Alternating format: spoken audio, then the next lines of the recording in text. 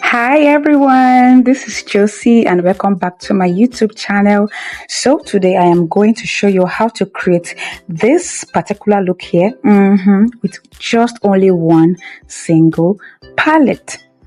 So come with me. Let's get our face bruised up. So the first thing I'm doing here is securing my hair so that the hair will not get all over my face. So I try to create the look.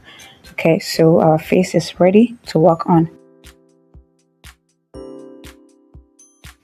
So what I started doing here is that I used my brush to pick up the red paint, the red color on the bruise wheel palette, and I started applying on my face. If you notice, I will apply in very little amount and then start blending in with my finger. I don't know, some people like to blend with their brushes and all, but I prefer my hands, right? I apply with my hands, then I blend with my finger because the brush has so much product on it, so I can't just start blending with my brush. Everywhere is going to be messy. So I am using this red as a base where I will put other colors, or let me say one or two more colors that I'm going to use. So we just have to blend and blend.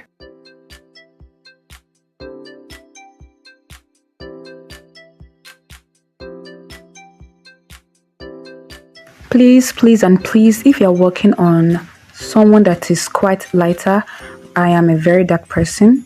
I mean, my skin color is quite dark. If you're working with someone who is very light in skin color or skin complexion, please be careful on your color placements because some skin complexion can actually highly pronounce some of these colors. So you can always start with a very little amount, then you can always reapply until you get your desired result.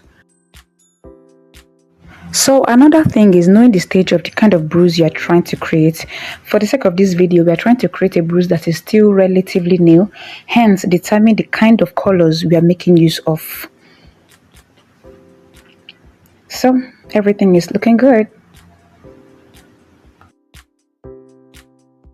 Here I'm trying to work out the under eye because eye is a very delicate part of the body. So whatever impact that goes around the area will definitely affect the surrounding part of your eyeballs or your eyes.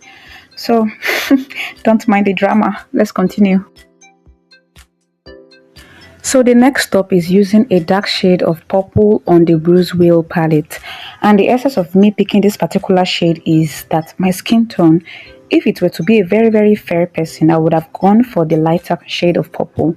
So and this purple is to intensify the areas of impact in order to bring out the whole effect coming to life. So a very little goes a long way. As you can see, just that very little touch I'm trying to add to the red base is actually giving a very bruise feel.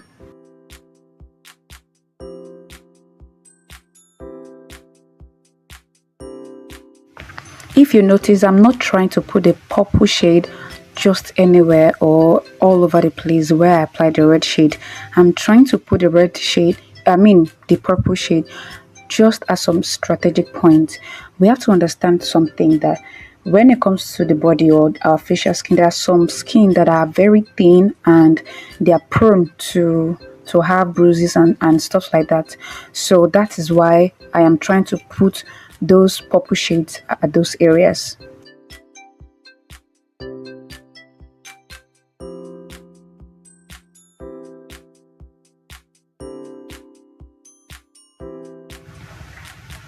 And now this black shade. Why I am using this black shade, please, it's not for everyone. No, I deliberately chose that black shade because I initially used that dark purple. I can always still go back with that purple shade to intensify some areas, but I do not want the whole face to look so purplish and everything. So that's why I'm just using a very tiny bit of that black shade.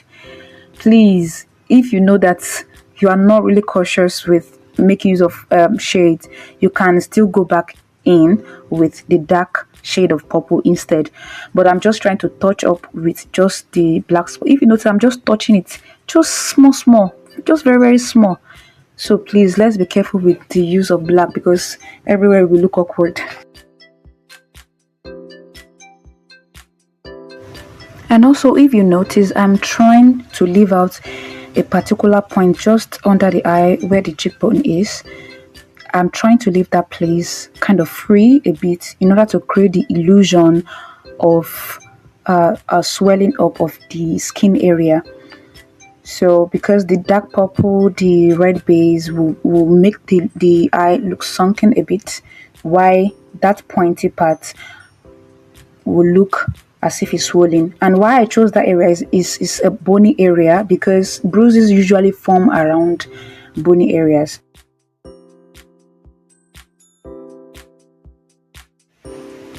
Yeah, trying to check left and right, all those things that is needed.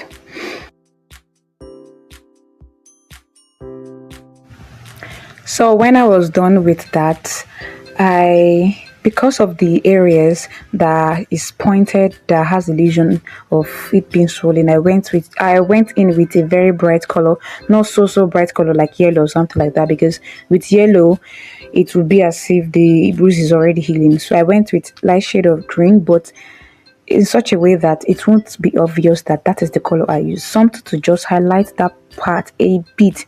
And I do not want to go in with concealer because it's going to look too bright and too close to my skin color.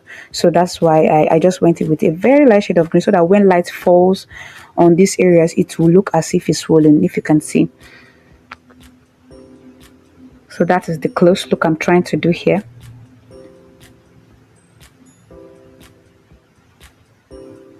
So basically that is all for this look. And I really appreciate you for staying tuned till this point. Please, if you have any question, please drop them at the comment section below. And I want to plead with you, please do well to subscribe to my channel, like this particular video, and share it with those who would love to benefit from this. I really appreciate you guys. Thank you so much for watching. I remain my humble self, Josephine, popularly known as Josie Effect. So I look forward to seeing you in my next video, where we'll be talking about an exciting topic you would not want to miss. So till then, bye.